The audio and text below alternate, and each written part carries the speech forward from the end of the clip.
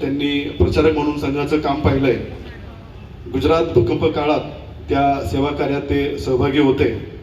फिनस या संस्थेच्या माध्यमातून सर्वेक्षणासाठी देशाच्या जमिनी सीमांवर त्यांनी प्रवास केलेला आहे. त्याचबरोबर ते टॅक्स कन्सल्टंट सुद्धा आहेत. मी मिलिंद वायकर यांना विनंती करतो की आपण आमच्या सगळ्यांना मार्गदर्शन करावं. छत्रपती शिवाजी महाराज की जय. धर्मवीर छत्रपती संभाजी महाराज की जय.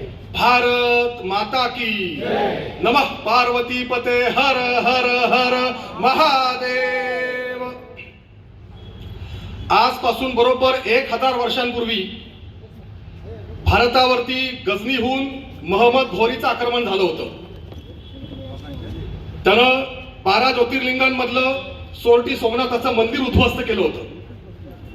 त्या घटनेला 1000 वर्ष पूर्ण झाल्यानिमित्तानं गुजरातमध्ये सोमनाथ महोत्सव सुरू आहे.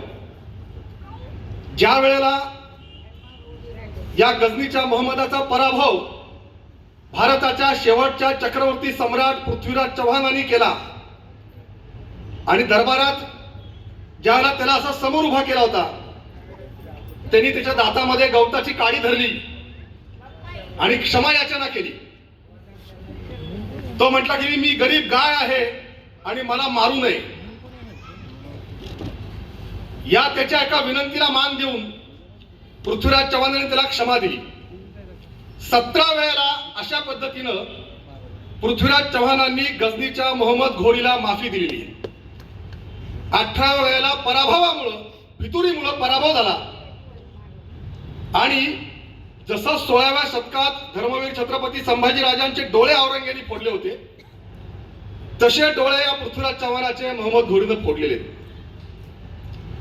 महादेवाच्या पिंडीवरती घणाचे घाव घालून ज्या वेळेला फोडण्यासाठी तो पुढे आलाय, त्यावेळेला त्या ठिकाणी अनेक सावकार लोक गोळा झाली आहेत. त्यांनी त्याच्या समोर संपत्तीच्या राशी उभ्या केल्या होत्या.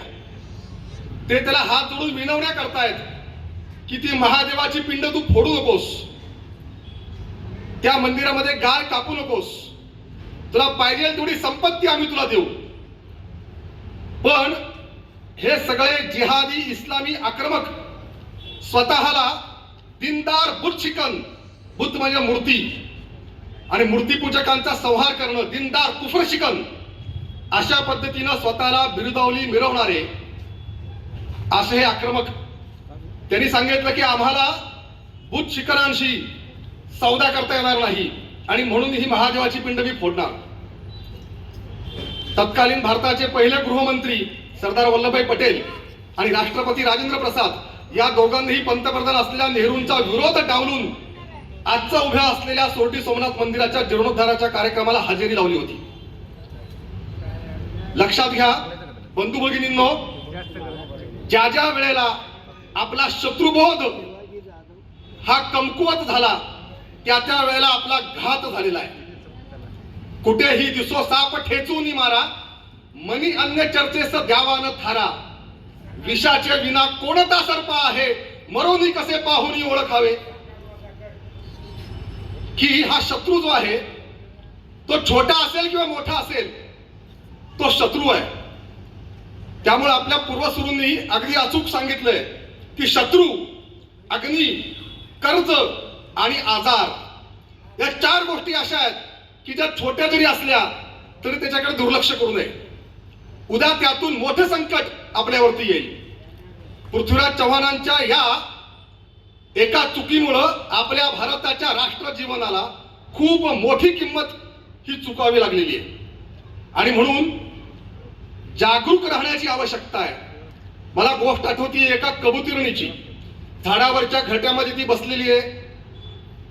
तिच्या पिलांना थंडी वाजतीये म्हणून तिला पंखाखाली त्यांना घेतलेलं आहे. संध्याकाळची वेळ आहे.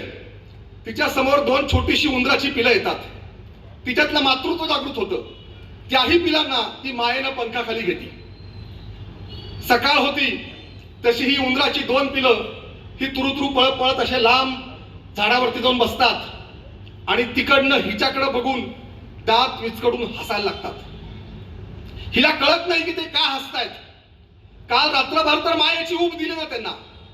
सकाळ होती तसं हिची पिलं सुद्धा बाहेर पडतात आणि चिव चिव करून काय असेल तो आई भूक लागली खायला दे.